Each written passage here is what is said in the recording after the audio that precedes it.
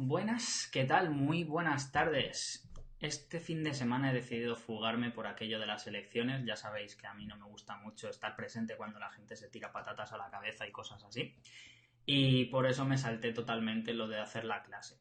Ya sé que había dicho que la haría en el fin de semana con la intención de que estuvierais presentes tanto los que vivís en Latinoamérica como los que vivís en España, pero bueno, pues se imponía eso. Jornadas de reflexión, votaciones para las autonómicas y las europeas, y uno necesitaba su debida tranquilidad y reposo y descanso de todo el panorama que se forma.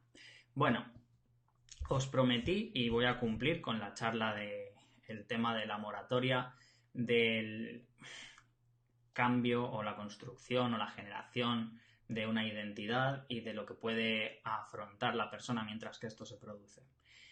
Y como dije en el anticipo, iba a tratar dos temas, el desarraigo y las adaptaciones, ¿vale? Todo esto se conforma en torno a un par de teorías que he seleccionado porque son mis favoritas en el tema, y los autores que las postulan os los voy a presentar hoy. Bueno, vamos a meter un poquito de PowerPoint. Espero que os guste la presentación. Bien, aquí tenemos el pequeño titulito. Formación de la identidad, desarraigos y adaptaciones, bla, bla, bla. No me voy a extender en lo que ya os acabo de contar. Así que procedemos. ¿De dónde viene todo este concepto? Bien, surge del trabajo de unos autores, en concreto, dentro de la psicología del desarrollo, que estaban interesados por ver si es que acaso hay una progresión de etapas, una serie de escalas que debemos ir superando para conformar una identidad. Y parece ser que dieron con que sí. Uno de los que he seleccionado fue alumno de Freud y de hecho fue manifiestamente crítico con este, y cabe decir que le metió hachazos por donde pudo y hasta que se cansó.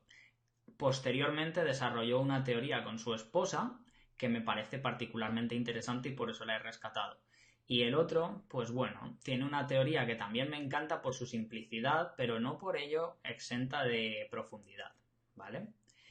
Aquí he dejado los nombres, son Erik Erikson y James Marcia. En el caso de Erikson está acompañado de su esposa Joan también para hablar de las etapas del desarrollo psicosocial.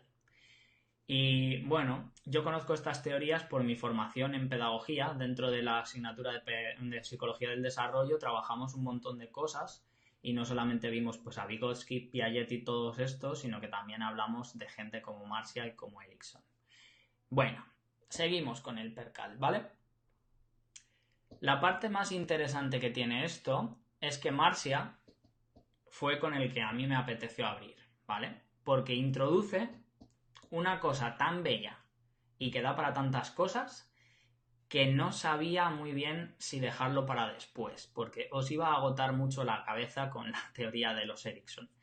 Pero básicamente tengamos en cuenta que para Marcia solamente hay dos cuestiones y una paralela, ¿vale?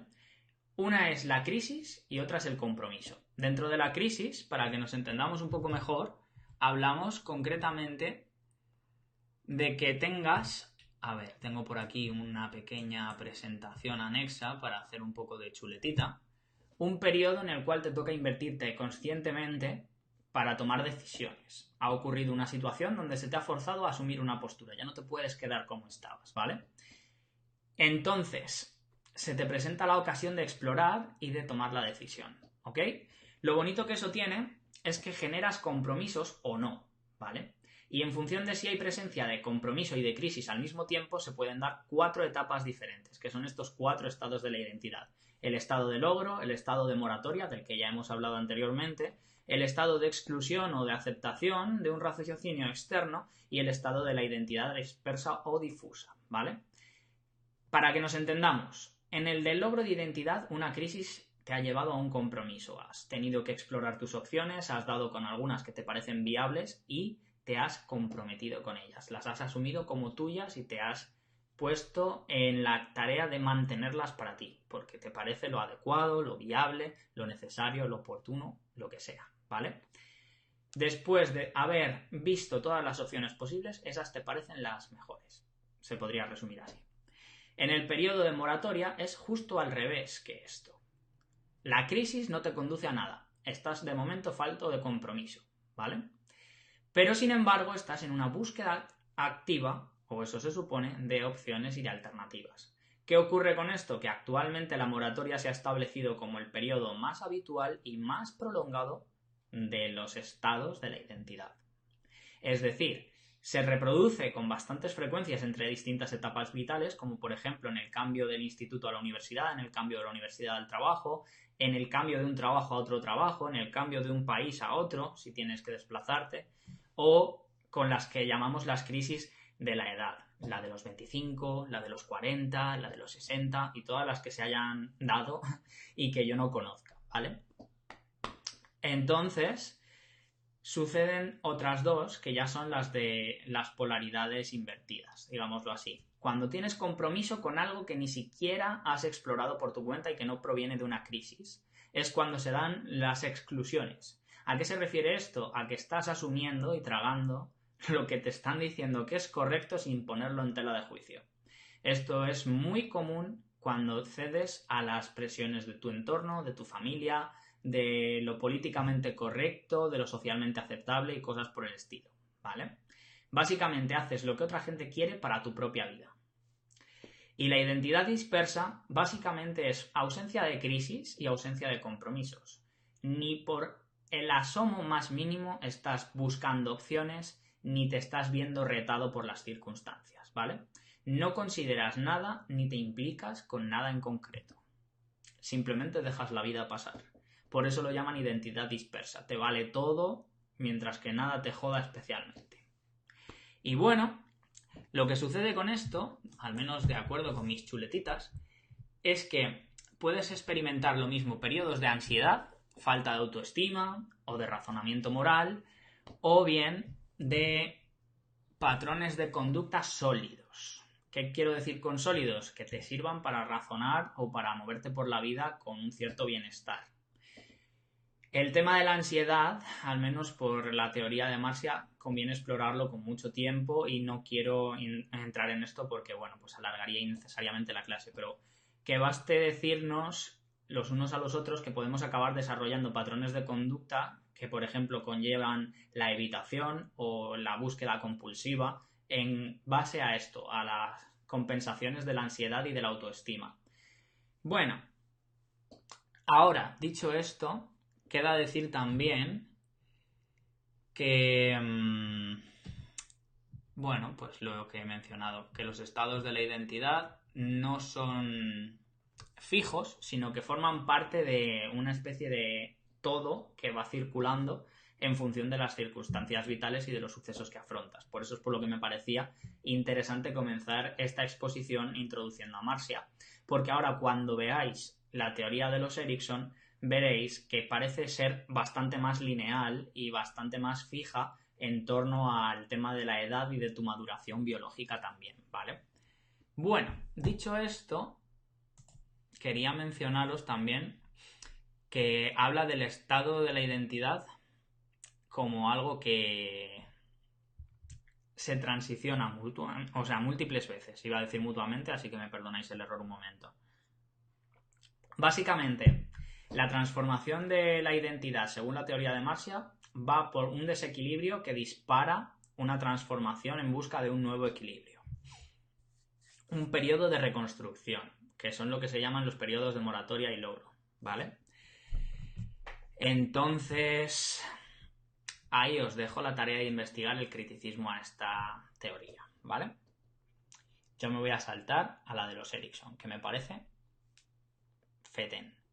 Bueno, la teoría psicosocial de Erikson, que comenzó por él por su cuenta y luego se adicionó su mujer y continuaron desarrollándola, como he dicho, forma parte de una de las críticas más duras que le hace a su mentor Freud y caracteriza los avances como una negociación de las potencias del ser humano. Básicamente es como extender tu potencial hasta lo máximo que puedes conseguir intentando reconciliar dos polaridades, una que se entiende como sintónica o como la que toca, la que debería dominar, y otra que se entiende como distónica, que es la que debería suprimirse o estar presente en menor medida o ser menos habitual. Bueno, en esta polaridad se supone que a medida que vas creciendo tienes que ir desarrollando como componente sintónico pues la confianza básica, la autonomía, la iniciativa, la laboriosidad, la búsqueda de identidad o por lo menos la firmeza del carácter, la intimidad bien entendida, la generatividad y la integridad.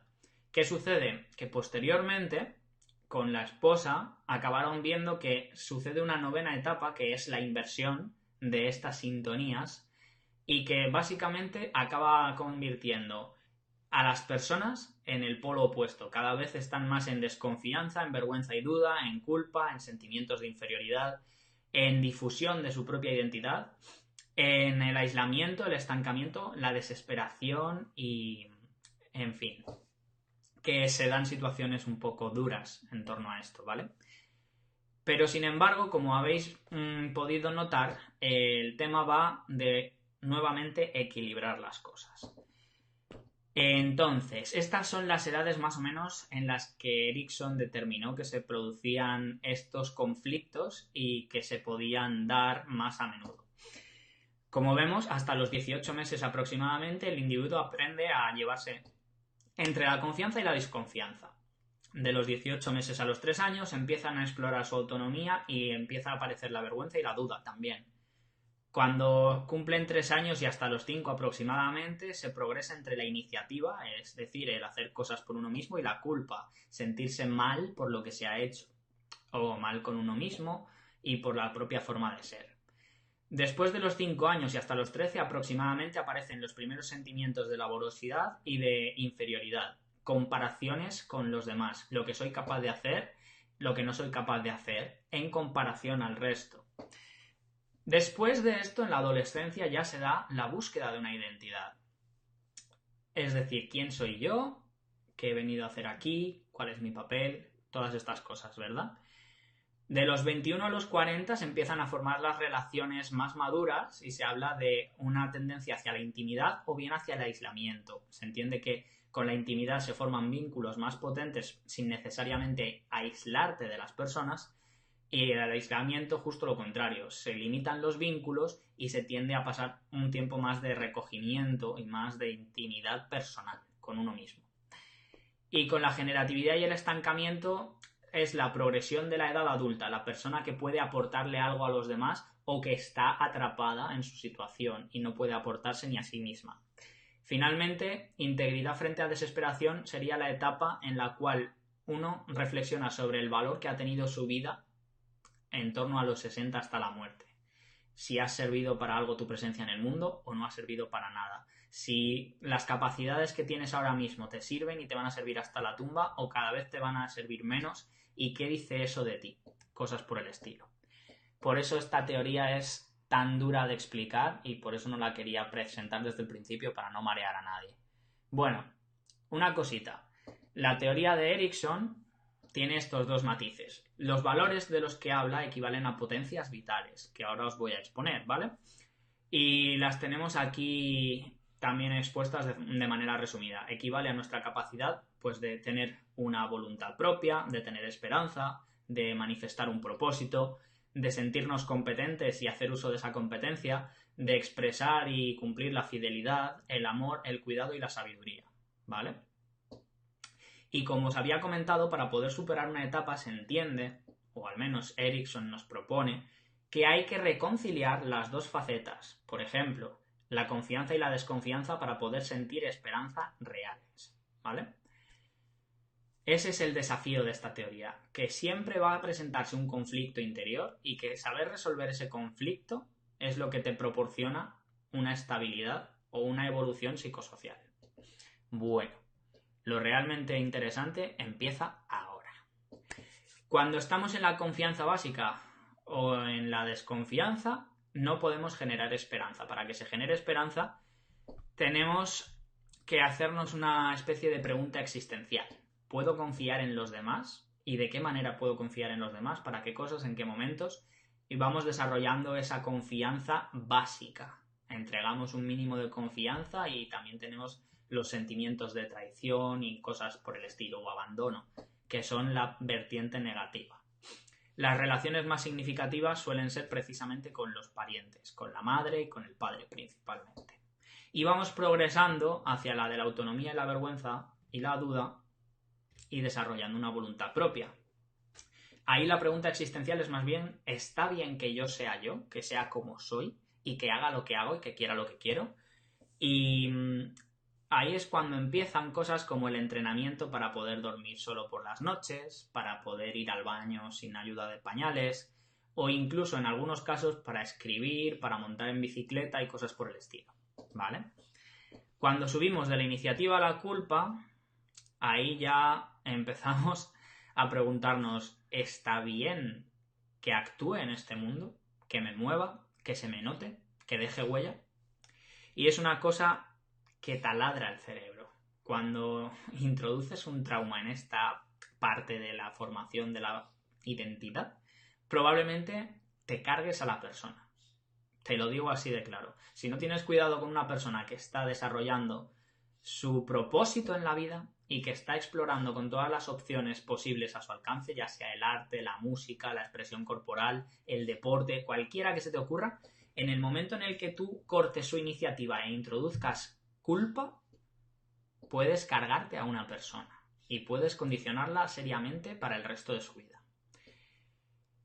Bueno, cuando la persona progresa a la siguiente etapa de la gloriosidad frente a la inferioridad, es cuando se empieza a hacer otra pregunta todavía más potente.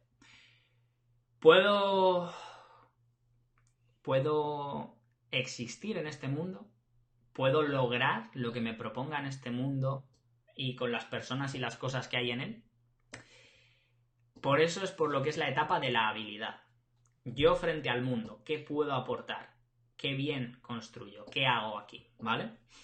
Aquí las relaciones significativas normalmente son las de la escuela y las del entorno próximo, el vecindario, la ciudad, los amigos y todo esto. Y hay una tendencia a centrarse sobre todo en la capacidad de agencia.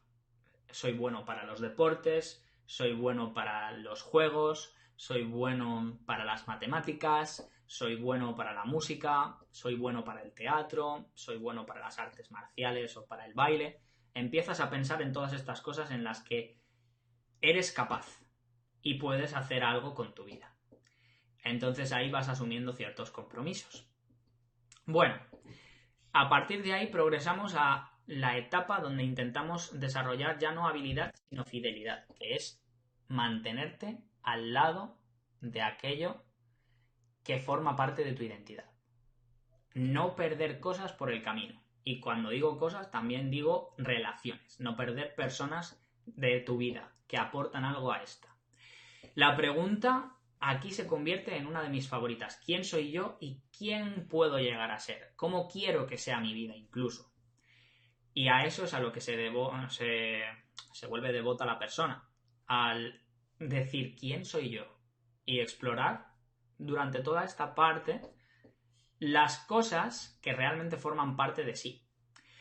¿Por qué hablamos entonces de una confusión de los roles? Porque la comparación, esta vez, se vuelve todavía más aguda y vas más allá todavía. ¿Por qué tengo que ser como la gente espera que sea? ¿Por qué tengo que estudiar? ¿Por qué tengo que tener una casa propia? ¿Por qué tengo que tener un trabajo? ¿Por qué tengo que estar en pareja? ¿Por qué todo esto y no esto otro?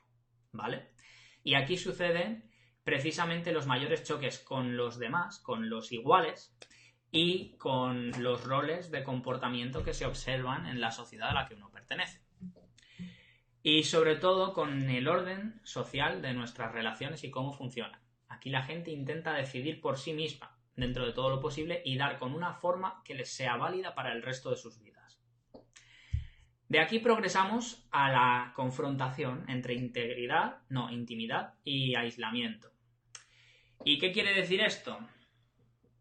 Que en la búsqueda de desarrollar el amor nos preguntamos, ¿puedo amar? ¿Soy digno de dar amor y de recibirlo?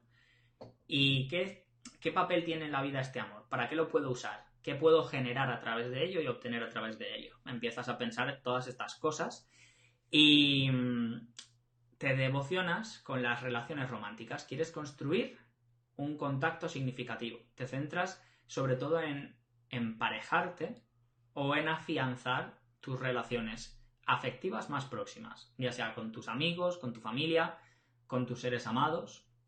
Ahí está. Recordemos que esto es en la adultez temprana, entre los 20 y los 39, mucho antes de llegar al centrarte en la generatividad y el estancamiento, ¿vale? En este punto es cuando uno se pregunta, ¿puedo hacer que mi vida valga la pena? ¿Puedo hacer que mi vida sea significativa para alguien? ¿Puedo aportar algo al mundo? Y ojo, porque este es el matiz que se ha difuminado en tiempos recientes. Esta pregunta se la están haciendo personas de 22 años en vez de personas de 39 o 40. Ojo, cuidado. Así que hay que tener en cuenta lo que os decía antes. Aunque el señor Erickson en un principio lo propuso con una escala madurativa ligada a la biología, es cierto que el proceso de maduración psicológico luego tiene unos ritmos diferentes en función de los momentos sociales y de la persona en concreto, de cómo de activa sea en su vida y cómo sea capaz de sortear estos periodos en los que tiene que equilibrar las distintas pulsiones, ¿vale? Por eso hay personas que antes de llegar a la paternidad se ponen a pensar en cómo pueden aportarle algo al mundo a través de una labor, y por eso hemos visto a tantas personas que sin necesidad de haber desarrollado muchos años de estudio de carrera y mucho antes de pensar en construir familia, han pensado en dejar una huella en el mundo, aportar algo con un proyecto personal, como ha sido el caso, pues bueno, de mucha gente de nuestro entorno que hemos conocido en el tema del blogging y del desarrollo personal, por ejemplo. Seguro que sin que diga nombres concretos se os ha venido más de un ejemplo a la cabeza. Bueno, finalmente sería la última etapa, la de la integridad frente a la desesperación. La última etapa de la teoría original, ¿vale? Porque luego en la novena ya os he dicho que es la inversión de todas estas.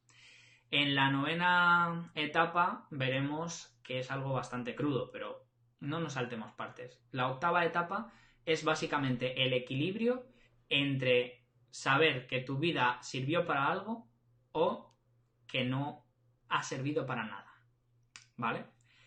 Está bien que yo haya sido yo mismo y que haya hecho todo lo que hice. Me faltó algo por hacer, me arrepiento de lo que hice, de lo que dejé por hacer. Estas son las preguntas que surgen. Y suele ocurrir que reflexionas más profundamente en tu relación con la humanidad, con tu raza, con tu especie en concreto, en el sentido de pertenencia a colectivos. Está bien que yo haya sido un hombre, por ejemplo. Está bien que yo haya sido hispano. Está bien que yo haya sido heterosexual, por decir una categoría, ¿vale? Es cuando te pones a reflexionar sobre tu vida y a cuestionar todo lo que has mantenido hasta entonces. Y también en el momento en el que esto falla, de alguna manera, es cuando empieza a darse el tema de que pienses o percibas que tu vida no ha sido feliz o no ha sido productiva, cosas por el estilo, ¿vale? Esto puede ocurrir igualmente sin que llegues a la edad adulta, en el momento en el que tú sientas que tu vida está próxima a su final. Y esto es lo que refieren muchas personas cuando afrontan experiencias traumáticas de vida o muerte. Por ejemplo, accidentes muy serios, enfermedades de las que se consiguen recuperar en el filo de la muerte y cosas por el estilo. Dicho esto, cabe decir que la esposa de este señor, Johan Erickson, desarrolló junto a él lo siguiente: una novena etapa, en la cual, como os he dicho, la sintonía cambia de lugar. Lo más normal es que la pérdida progresiva de nuestras capacidades acabe dándonos cada vez más desconfianza, tanto en nosotros mismos como en los demás. La gente nos la intenta jugar, somos torpes, no sé qué y no sé cuántos, ¿verdad? Esto nos va dando vergüenza, duda y culpa, sobre todo cuando vemos que hemos perdido capacidades que no las podremos recuperar y que probablemente sea a causa nuestra, de que nos hemos abandonado y nos hemos dejado pudrir en el sofá, por ejemplo. Entonces viene otra vez un sentimiento de inferioridad porque ya no eres tan capaz como lo eras antes. Y esta vez es una inferioridad personal, ya no es una inferioridad relativa a los demás. Ya no puedo tanto como podía hace X tiempo. Y la confusión y el aislamiento aumentan debido a que ya no queda claro tu papel en el mundo. De hecho, no se espera de ti que hagas nada en concreto. Se espera que te retires y que disfrutes del tiempo porque ya has aportado. De hecho, tened en cuenta que esta etapa suele darse cuando las personas están en edad de jubilación y en la senectud, cuando están empezando a envejecer, de verdad. Ya recordaréis que os dije que esto está ligado a la edad física, a la biología del individuo. Así que esta confusión, esta falta de identidad, bueno, pues ¿quién soy yo sin mi trabajo? ¿Quién soy yo sin mi cabeza? ¿Quién soy yo sin el uso de mi cuerpo como lo había hecho hasta entonces? Y ahí aparece el aislamiento. No quiero que me vean, me da vergüenza que me vean caerme en público, que me den vergüenza, o sea, me da vergüenza que me vean tener que ir al baño cada mucho tiempo, me da vergüenza que la gente me oiga hablar y balbucear, que me oigan tatarear sin que... O sea, cosas así. Empieza a darte un sentimiento de que estar en público es un bochorno y que todo el mundo está mirándote porque haces el ridículo. Con lo cual, te apartas de la vida pública. El estancamiento aquí vendría precisamente de otra cosa diferente. Vendría cuando de alguna forma sientes que ya no tienes el mismo poder de generación y te apartas de cualquier espacio de generación. Te apartas del cuidado de tus relaciones, te apartas del sentimiento de que es un buen momento para estar vivo, te apartas de el disfrutar de las cosas que la vida aporta incluso. Y a medida que te alejas de tus relaciones de trabajo y tus relaciones familiares, sientes que el mundo ya terminó para ti y regresas a un tiempo pasado. Por eso, la desesperación y el disgusto. Te comparas con la situación actual y con la pasada.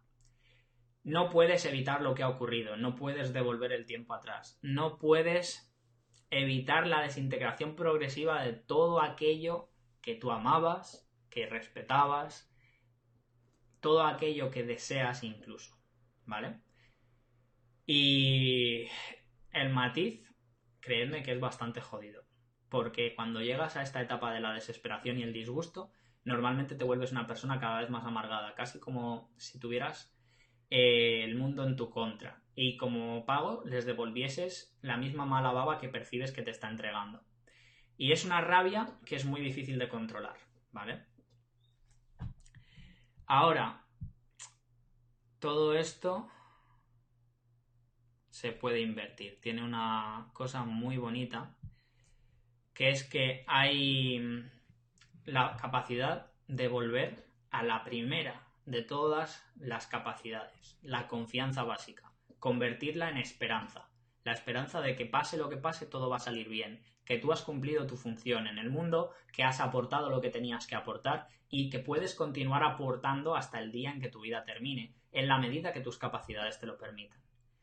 Eso sí, esta teoría ha sido duramente criticada también por el hecho de que en un principio parece centrarse en la vida europea y americana y en su forma de progresar, en su forma de desarrollarse. Se centra entonces primariamente en sociedades que tienen una población con tendencia a superar los 50 años de edad, por ejemplo, y a envejecer progresivamente hasta alcanzar pues los 80, los 90, incluso más edades. Entonces, hay mucho debate porque parece estar centrado también en la masculinidad.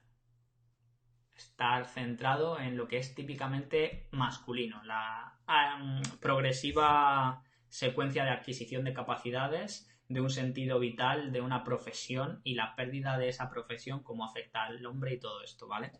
Es una cosa un poco dura, si te lo planteas, pero es que al mismo tiempo también tiene sentido.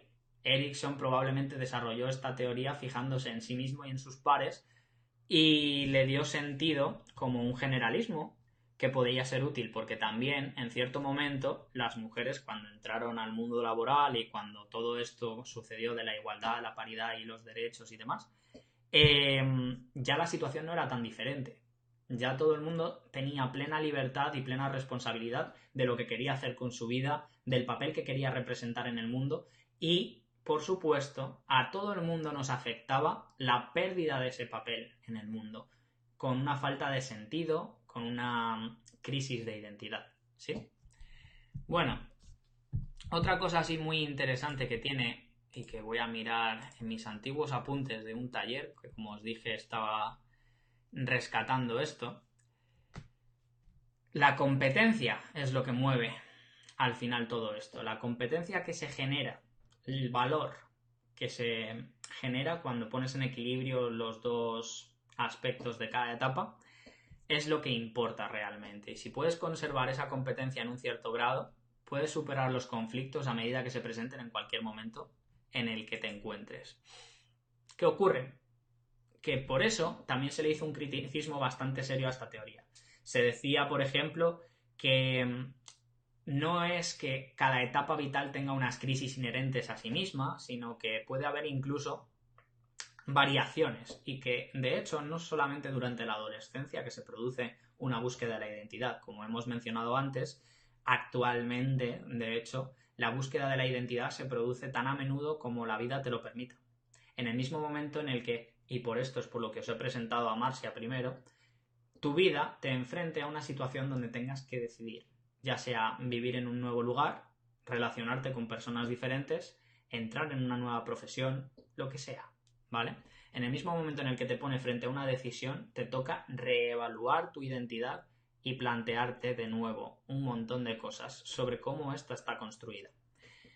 Y bueno, el hecho de que se mencionen fases es porque de alguna manera en estos momentos en los que se han centrado estas teorías, en estos momentos de, pues por ejemplo, la adolescencia, la progresión al mundo del trabajo, la formación de una familia, la jubilación y todo esto, son etapas en las que es más prominente o más fácil que ocurran estas crisis, estos conflictos y esta necesidad de exploración. ¿Bien? Dicho esto, creo que voy a dejarlo simple por esta vez y que voy a cortar aquí la explicación. Os voy a dejar con otras pocas diapositivas, como la otra vez. ¿Cómo he usado yo este concepto en mi trabajo? Pues bueno, la pista es muy sencilla. Mi trabajo se basa en las etapas de moratoria y yo lo que hice fue organizar unas moratorias útiles, positivas, que no confundieran a la gente, que no la tuvieran abocada a estarme pagando constantemente para poder sentirse bien consigo mismas, ¿vale? Yo trabajo, como ya os dije la vez pasada, desde 4 frentes: el autoconcepto o la identidad, el propósito, el estilo de vida y las relaciones, porque son los que me parecen más significativos para esta tarea. Y también podría añadir algún otro, pero en este momento creo que está bastante bien como está. Me centro en quién soy yo hoy y en cómo quiero que sea mi vida, que ya no es solamente identidad, sino la toma de decisión, una pequeña ambición, una pequeña ilusión por progresar. El propósito, el cómo quiero que sea mi vida, está más expresado en cosas concretas. ¿Qué quiero hacer con esta vida en concreto? ¿Quiero vivir viajando o quiero vivir en un mismo sitio y trasladarme cada mucho tiempo a otro diferente? ¿Quiero vivir trabajando por internet o quiero tener un puesto de asalariado que todos los meses me dé cierta sensación de estabilidad? Y esto se traduce en un estilo de vida. Ya sé quién soy y ya sé lo que quiero, ya sé quién quiero ser y cómo me gustaría vivir la vida. Bueno, pues qué acciones concretas estoy tomando para manifestar todo esto, de qué personas me rodeo, en qué ambientes me muevo y etcétera, etcétera, etcétera. Por eso también tengo en cuenta las relaciones, porque el entorno y las personas en las que tú te introduces, o sea, en los que tú te introduces y los que tú te rodeas, perdón por el pequeño patinazo mental, tienen muchísima influencia en el papel final sobre todo esto de la moratoria. Pueden alargarla, pueden acortarla significativamente en ambos casos, ¿vale? Así que dicho esto, queda por invitaros a que si queréis trabajar conmigo, recordéis que yo me centro en dos aspectos: en la claridad y en las acciones pertinentes. Yo no os voy a poner a correr como pollos sin cabeza detrás de cualquier promesa rápida o de cualquier cosita brillante que se... Bueno, ya sabéis cómo es esto de la zanahoria y el palo o de las urracas y las joyas. No tengo necesidad de confundiros más de lo que ya podáis estar. De hecho, prefiero animaros a romper la confusión y a ganar en claridad, aunque eso signifique acortar el proceso entre nosotros. De hecho, tengo personas que me han llegado a pagar durante todo un año y antes de llegar a los 6 meses ya se dieron de alta a sí mismas, por decirlo así. Así que lo mejor que os puede pasar es eso, que os haga un proceso tan profundo, tan íntimo y tan directo al objetivo y tan directo a la llaga también, por qué no decirlo, que todos los pasos necesarios los deis antes de un año. y que os sintáis capaces de tomar decisiones y de guiar vuestro proceso por vuestra cuenta sin mi ayuda, ojo, cuidado, antes de 6 meses. Esto es una cosa muy curiosa que me ha sucedido, que no tiene por qué volver a repetirse en tu caso, pero que te aviso de que es muy probable. Dicho esto, ya sabéis dónde encontrarme y bueno, pues os animo a que me dejéis los ruegos y preguntas. No lo estoy viendo en directo, así que los responderé más adelante. Eso sí, tengo aquí en cuenta que en el grupo me preguntasteis lo siguiente, ¿vale? Me preguntasteis, por ejemplo, que a qué me refiero con desarraigo y con búsqueda de adaptaciones. A esto ya he contestado. Un desarraigo es cuando te encuentras ante un conflicto y no sabes bien qué hacer ni qué requiere de ti. Y la búsqueda de adaptaciones es entrar en esa polaridad donde investigas qué es lo adecuado para este momento de mi vida, qué se espera de mí, qué puedo hacer para responder satisfactoriamente a esta situación. Y ahí es donde entran, por ejemplo, las situaciones que hemos mencionado con las teorías de Erikson y de Marcia. Marcia es un poco más indeterminado y dice cualquier cosa que te ponga en una encrucijada y que te fuerce a decidir y ampliar tu identidad. Erikson te dice que hay momentos como donde tienes que aprender a confiar, donde tienes que aprender tu relación con el mundo y cosas por el estilo, ¿vale? Y como os dije, pues bueno, hay hitos señalados. Ya los he estado mencionando, puede que tengáis otros diferentes porque, bueno, ya se sabe, la sociedad está cambiando y el modo de vivir nuestras vidas también. Ya hemos mencionado cómo influye la edad y el entorno. ¿Qué tan moldeable es nuestra identidad? Parece ser que bastante. De hecho, ahora se están haciendo un montón de políticas que están centradas en manejar la identidad y en conformar identidades. Polarizar las identidades todo lo que se pueda para darles rasgos muy distintivos y hacerlas menos amalgama, hacerlas menos ensalada o macedonia y mezcla, que tengan tantos rasgos comunes entre sí. Se intenta fomentar las divisiones y el encasillamiento, por ejemplo, derechas e izquierdas y todo el entramado de derechas e izquierdas. Hay mucha gente dentro de la derecha que se consideran X, Y, Z y se consideran distintos, y dentro de la izquierda lo mismo. Mucha gente que se considera X, Y, Z y dentro de ese X, Y, Z distintos de todo lo demás que hay en la izquierda. Y solamente por dar un ejemplo, en las religiones también sucede, en las nacionalidades también sucede. De hecho, por ejemplo, aquí en España tenemos una cosa muy curiosa y es que a pesar de las similitudes, valencianos y catalanes se consideran distintos los unos de los otros. Y por no decir nada de los de las Islas Baleares. Bueno, seguimos con las preguntas. ¿Hasta qué punto es posible modificar una parte de cómo se ve uno mismo de forma coherente? Pues por lo visto, no es que sea algo imposible, sino que habitualmente lo que tendemos a hacer es buscar una coherencia suma entre nuestras partes. Y mientras algo nos resulta coherente, nos resistimos a abandonarlo. Por eso es por lo que nos toca desafiar hasta este punto nuestras creencias internas, ¿vale? Modificar partes puede ser el pequeño escalón previo a ser capaz de modificar una gran X, puede ser una gran pieza, puede ser una gran situación, una gran creencia, de lo que no nos representa ya.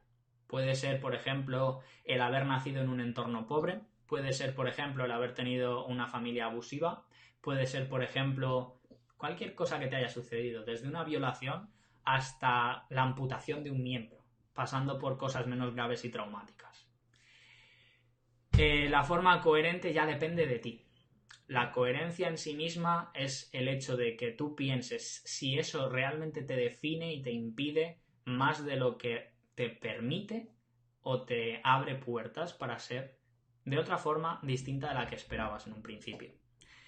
Y todo lo que eso va entre medias. Por esto es por lo que no me animo a trabajar estos temas sin poner mucho tiempo de por medio y mucha paciencia, ¿vale? Bueno, Maribí, creo que dejó, no sé si dejó, por aquí veo, sí. Que cómo puede una persona saber si la identidad que tiene es consecuencia de un desarraigo y si es la no aceptación de esa identidad lo que le impide modificarla y alinearla con la que realmente debería tener. Bueno, si somos coherentes con lo que hemos mencionado hasta ahora, el tema del desarraigo, de hecho, precisamente, viene muchas veces del encontrarte ante una situación frente a la cual no tienes ninguna respuesta posible que te parezca adecuada, ¿vale? Ahora bien, que tú puedas reconocer tu identidad como consecuencia de un desarraigo es muy sencillo. Básicamente viene del hecho de que otra persona te diga lo que ella haría y tú te lo creas sin cuestionarlo. Y lo pongas en práctica y lo repitas, aunque veas que no te funciona para todas las situaciones similares que se te presentan. Por ejemplo, comprarle consejo a un mentor y hacer caso a ciegas de lo que ese mentor te está diciendo solamente porque le has pagado por ello. Por ejemplo, que tu familia decida por ti lo que tienes que estudiar, cómo te tienes que vestir, con quién te tienes que juntar y con quién no puedes ir, y cosas por el estilo. Por ejemplo, que la política de lo correcto venga y te diga cómo puedes expresarte, cómo puedes relacionarte y cómo no puedes ni expresarte ni relacionarte. Cuando tú en la práctica ves que tienes la posibilidad de hacerlo y conoces a personas con la madurez suficiente como para permitir y dar de sí una generosidad que estas políticas de lo correcto no presuponen a las personas. Ni la madurez ni la generosidad, por cierto. Entonces, alinearla con la identidad de lo que realmente eres tú vuelve hacia lo de Marcia. Te llega un momento en el cual te tienes que hacer una serie de preguntas muy exhaustivas y explorar todos los caminos a tu alcance. Tal vez incluso aquellos que hayas cerrado en el pasado, para ver si en este momento, en este ahora, si son parte de ti, si son coherentes contigo y si te sientes bien tomándolos, ¿vale? Progresamos. Vale, Alma no me ha preguntado nada, solo me dijo que preguntaría en vista cuando anunciase la fecha definitiva. Ok, bueno, pues a quienes no hayáis podido estar en el directo y preguntar, os animo a que me dejéis aquí abajito todas las preguntas que se os ocurran y yo trataré de responderlas a la mayor brevedad posible. Eso sí, os animo también a que respondáis las preguntas los unos de los otros para que nos nutramos de todo lo que llevamos dentro cada cual. Mis respuestas son solamente mías y son mi posición actual y mi perspectiva actual. Hay que tener en cuenta que esto puede crecer, que puede cambiar con el tiempo y que no representa la totalidad de las experiencias humanas ni de las investigaciones que se hayan hecho en torno a todos estos temas que traigo. Por eso os animo a que dejéis vuestra huella, vuestro sello personal.